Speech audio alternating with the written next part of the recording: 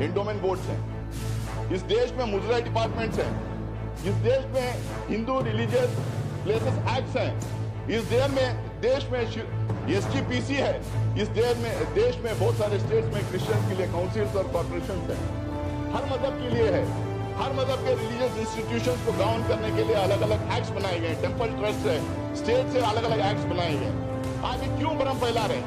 और ये सिर्फ कांग्रेस का अचानक बनाया हुआ मामला नहीं वक्फ का।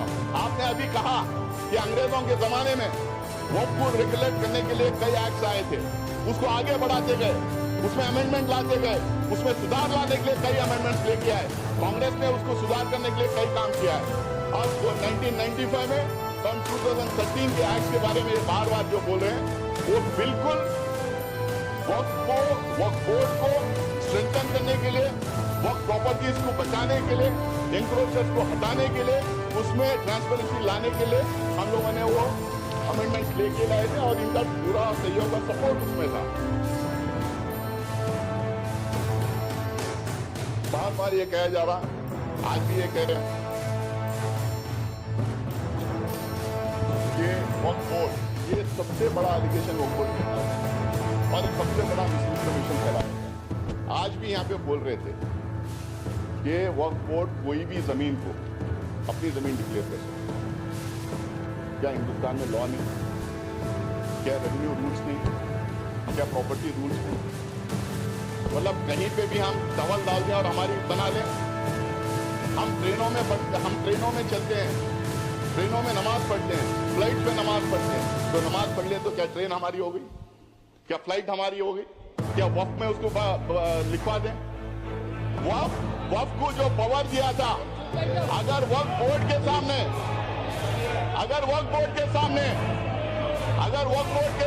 कोई कंप्लेंट आता है, वक्फ बोर्ड के सामने कोई कंप्लेंट आता है, तो वक्फ बोर्ड उसकी तहकीकात करती है, उसकी इंक्वायरी करती है, उसके लिए सेट रूल्स हैं। शायद किरण रिजिजू को ये बात पता नहीं कि हर स्टेट उस इंक्वायरी कैसा कराया जाए, हर स्टेट के रूल्स अलग बनेंगे। मैं वक्फ बोर्ड का मेंबर पिछले 6 साल से हूं सर, कर्नाटका में 6 अभी 7वां साल कंप्लीट कर रहा हूं। तो वहां पे ये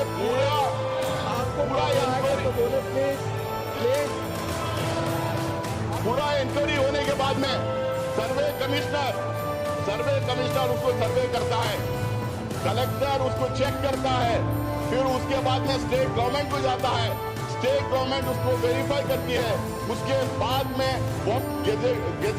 उसके बाद में सरकार उसको गेजेट करती है। उसके बावजूद भी अगर कोई संतुष्ट नहीं है तो ट्राइब्यूनल में जा सकता है। अगर वहां भी कोई अगर वहां भी उसके खिलाफ अगर डिसीजन जजमेंट आता है, अगर वहां पे वो कन्विंस नहीं है तो वो कोर्ट में जा सकता है। आज ये कह रहे हैं कि कोर्ट में रिव्यू नहीं कर सकते, कोर्ट में बिल्कुल रिव्यू कर सकते हैं। अगर कोर्ट में रिव्यू नहीं कर सकते, तो हाई कोर्ट में और सुप्रीम कोर्ट में वो के इतने केसेस कैसा हो रहे हैं, हाई कोर्ट में और सुप्रीम कोर्ट में।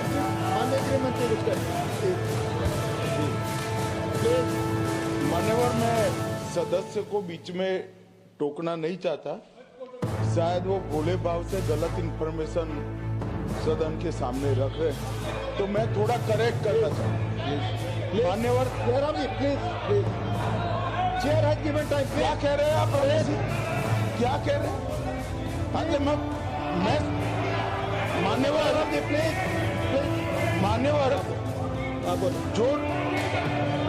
जो डिस्प्यूट है वो इतना ही है कि अगर ट्रिब्यूनल के फैसले से कोई असंतुष्ट है तो भूमि का मामला है, इस पर सिविल सूट होना चाहिए। सिविल सूट में अधिकारों के बहुत वाइड रेंज होती है। इन्होंने इस पर अपील का प्रोविजन 2013 के कानून में रखा ही नहीं है, तो रीट के कार्य क्षेत्र में हाईकोर्ट के सामने जाता है। रीट का कार्य क्षेत्र बहुत संकरा होता है, तो जो ट्रिब्यूनल का फैसला होता है वो फाइनल होने के चांसेस 99% हो जाते हैं। जिनकी भूमि है इसका अधिकार ज्यादा रहता है। मान्यवर, एक गलत फहमी फैला रहे।